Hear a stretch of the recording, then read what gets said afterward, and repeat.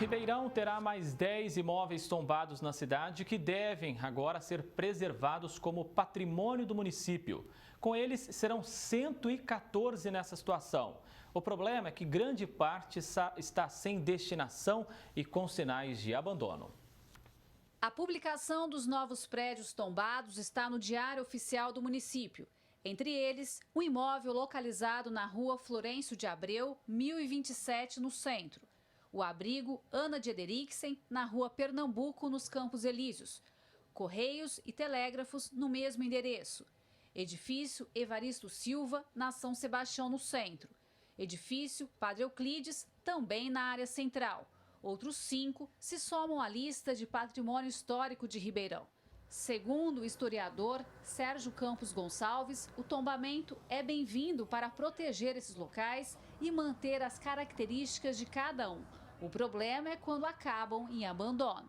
O que nos preocupa constantemente é a nossa prática de botar aquilo que está no papel em prática. E esse é o nosso problema na nossa região, na maioria das vezes.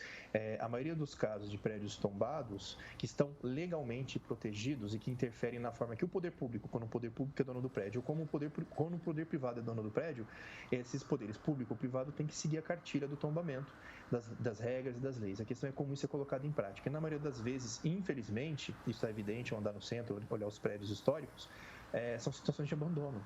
Com os novos prédios tombados, Ribeirão passa a ter 114 sob regime de proteção e grande parte hoje está sem destinação e em ruínas. O advogado Anderson Polverel explica como ficam as responsabilidades nesse caso. O que não é positivo é a prefeitura e o particular, muitas vezes, se omitir nessa responsabilidade de ambos devolver esse patrimônio restaurado para a sociedade.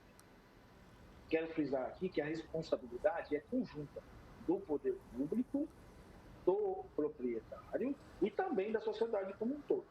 Se a sociedade reconheceu esse bem como de interesse público, a prefeitura, que representa esse anseio da sociedade, não pode se negar a recuperar esses bens. O Hotel Brasil, um dos cartões postais de Ribeirão, construído em 1921 na área central da cidade, é um exemplo de prédio tombado ou abandonado. Em anos anteriores, os proprietários disseram que teriam interesse em restaurar o imóvel, mas até hoje não foi definida uma data. O Ministério Público já entrou no caso e em 2019 informou que se eles não recuperassem o prédio, seria cabível uma medida judicial. Com base nisso, o Ministério Público pode entrar com uma ação para tirar esse imóvel que está abandonado na iniciativa privada, quer dizer, a perda desse imóvel, esse proprietário vai perder a titularidade desse imóvel e esse imóvel passará a integrar ao poder público e aí terá total responsabilidade, porque aí já não será mais por responsabilidade, porque o proprietário perdeu o imóvel e vai ser exclusivo do poder público na recuperação. Então, o caminho judicial, ele existe, mas, infelizmente, eu creio que deveria ser a última instância. No caso do Hotel Brasil, ele já serviu tanto à cidade, tem um grande valor histórico e está esquecido há pelo menos 40 anos, sem perspectiva de aproveitamento. O mesmo vale para o barracão da antiga CEAGESP, o antigo depósito de café da Alta Mogiana, que já foi quase todo destruído por estar abandonado. É um desperdício para o município quando o imóvel tombado fica sem função nenhuma, parado e envelhecendo cada vez mais. É um desperdício do potencial que nós temos para a história da cidade, para a preservação, para a manutenção, para o cuidado e também do ponto de vista do interesse que isso poderia gerar para a nossa região do ponto de vista do turismo.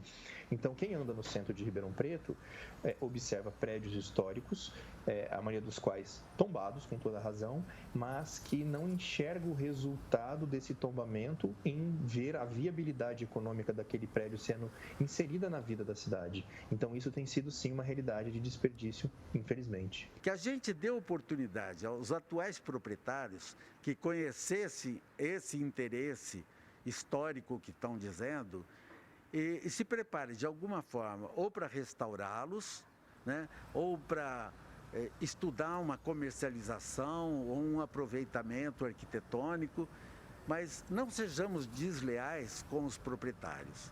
Se eles hoje não têm recursos, eles que trabalhem para que a gente possa ter uma utilização mais moderna, mais atual desses próprios prédios. O Teatro Pedro II deixa claro para todo mundo que um prédio tombado pode ser muito bem aproveitado.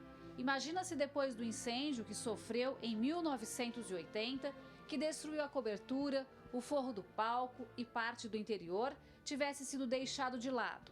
Ele foi reconstruído, restaurado e hoje é mais um cartão postal da cidade com grande utilidade para a cultura. Por isso, o engenheiro civil José Aníbal Laguna finaliza dizendo que precisa pensar muito antes de declarar o interesse público de um imóvel. Toda iniciativa pública, ela tem que ser, antes de tudo, inteligente e tem que ser leal com a sociedade, né?